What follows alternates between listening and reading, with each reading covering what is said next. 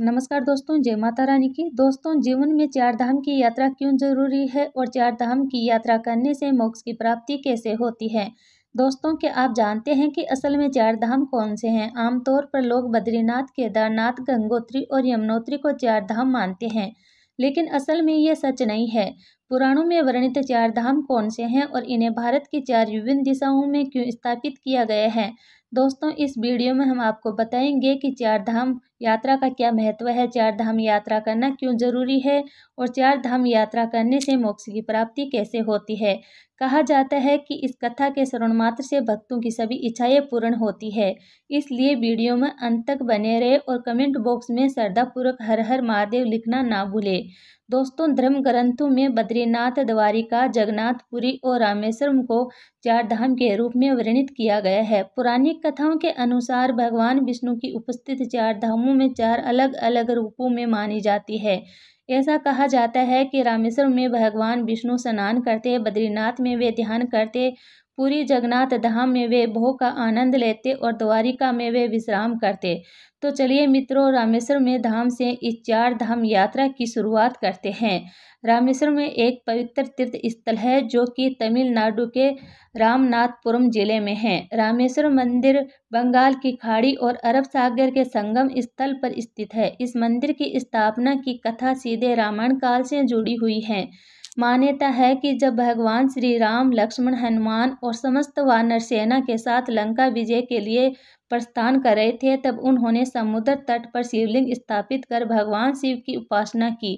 उनकी भक्ति से प्रसन्न होकर भगवान शिव ने उन्हें विजयश्री का आशीर्वाद दिया। आशीर्वाद प्राप्त के बाद श्री राम ने भगवान शिव से अनुरोध किया कि वे जन कल्याण के लिए सदैव इस शिवलिंग में ज्योतिर्लिंग रूप में विराजमान रहे।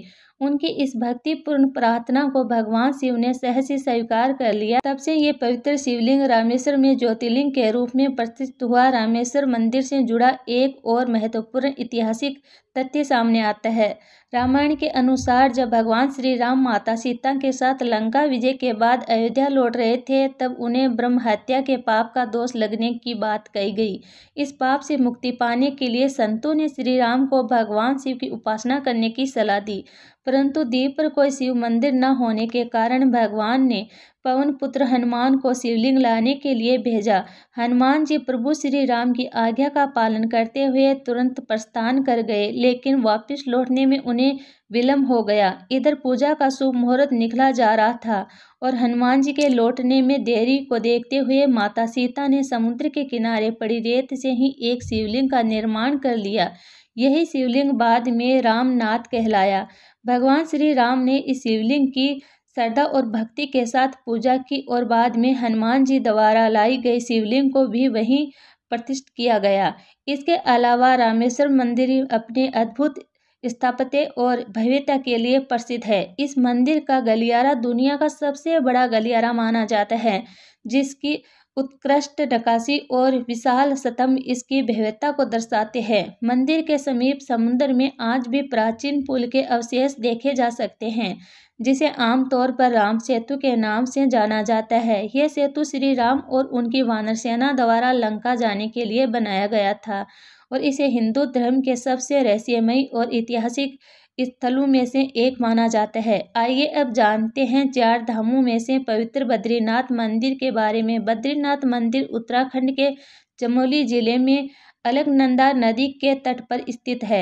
एक पवित्र तीर्थ स्थल है जो भगवान विष्णु को समर्पित है। यह मंदिर अलकनंदा नदी के बाएं तट पर नर और नारायण नामक दो पर्वत श्रृंखलाओं के बीच स्थित है। प्राचीन वास्तुकला में निर्मित यह भव्य मंदिर लगभग 15 मीटर ऊंचा है। इसकी संरचना 3 प्रमुख भागों में विभाजित है, जिनमें गर्भगृह, दर्शन मंडप और सभा मंडप शामिल है। मंदिर के अंदर 15 दिव्य मूर्तियां स्थापित है, जिनमें सबसे प्रमुख भगवान विष्णु की 1 मीटर ऊंची काले पत्थर की प्रतिमा है।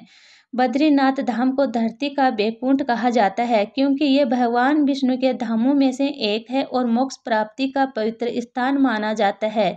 यही कारण है कि हर वर्ष लाखों श्रद्धालु यहाँ आकर भगवान बद्रीनारायण के दर्शन करने पहुँचते हैं। माना जाता है कि ये प्रतिमा भगवान विष्णु की स्वयं प्रकट यानी शंभु मूर्तियों में से एक है। इस मंदिर की स्थापना और इसके नामकरण को लेकर कई पुरानी कथाएं प्रचलित है। पुरानी कथा के अनुसार बद्रीनाथ धाम पहले भगवान शिव की तपस्या स्थली थी, लेकिन भगवान विष्णु को अपने ध्यान और योग के लिए एक उपयुक्त स्थान चाहिए था। इसलिए उन्होंने एक छोटे बच्चे का रूप धारण किया और रोना शुरू कर दिया। जब माता पार्वती और भगवान शिव ने बच्चे से रोने का कारण पूछा, भगवान विष्णु ने केदार भूमि को अपने ध्यान के लिए मांग लिया। एक दूसरी पुरानी कथा के अनुसार एक बार देवी लक्ष्मी भगवान विष्णु से रूठ गई। उन्हें मनाने के लिए भगवान विष्णु ने इस स्थान पर गहन तपस्या शुरू कर दी। ध्यान में लीन होने के कारण वे कठोर मौसम और प्रतिकूल परिस्थितियों से पूरी तरह अनजान थे। पत्नी धर्म निभाते हुए देवी लक्ष्मी ने बद्री के पेड़ का रूप धारण कर लिया और अपनी शाखाओं से भगवान विष्णु को ढक लिया। देवी लक्ष्मी के इस प्रेम और त्याग से प्रसन्न होकर इस स्थान को बद्रीनाथ नाम दिया गया। बद्रीनाथ धाम को लेकर एक मान्यता यह भी है कि जो भक्त यहाँ दर्शन कर लेता है वह जीवन और मृत्यु के चक्कर से मुक्त हो जाता है। इसके अलावा बद्रीनाथ धाम में भगवान शिव को ब्रह्म हत्या के पाप से मुक्ति मिली थी। इसी कारण इस स्थान को ब्रह्म कपाल के नाम से जाना जाता है। ब्रह्म कपाल एक पवित्र ऊंची शिला है जहाँ पितरों के लिए श्राद्ध तर्पण किया जाता है। मान्यता है कि इस स्थान पर श्राद्ध करने से पितरों को मोक्ष और शांति की प्राप्ति होती है। दोस्तों, अब बात करते हैं 4 धामों में से एक पुरी धाम यानी जगन्नाथपुरी की। जगन्नाथपुरी मंदिर उड़ीसा राज्य के पुरी शहर में स्थित है और हिंदू धर्म के सबसे पवित्र तीर्थ स्थलों में से एक माना जाता है।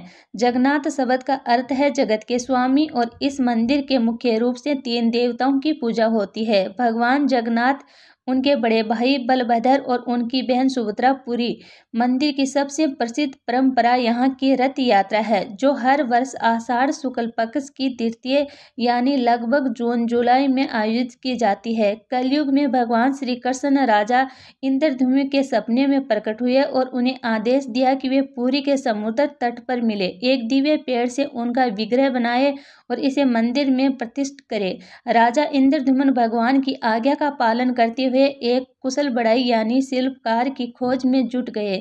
इसी दौरान उन्हें एक वृद्ध ब्राह्मण मिले जिन्होंने स्वयं इन विग्रहों को बनाने की इच्छा जताई। हालांकि उस वृद्ध ब्राह्मण ने एक शर्त रखी कि वह विग्रहों को एक बंद कमरे में तैयार करेगा और जब तक मूर्तियां पूर्ण न हो जाए तब तक कोई भी दरवाजा नहीं खोलेगा। यदि किसी ने अंदर झांका या दरवाजा खोला तो मूर्तियों का निर्माण अधूरा रह जाएगा। राजा इंद्रद्युम्न ने इस शर्त को स्वीकार कर लिया और वृद्ध ब्राह्मण मूर्तियों के निर्माण में जुट गए।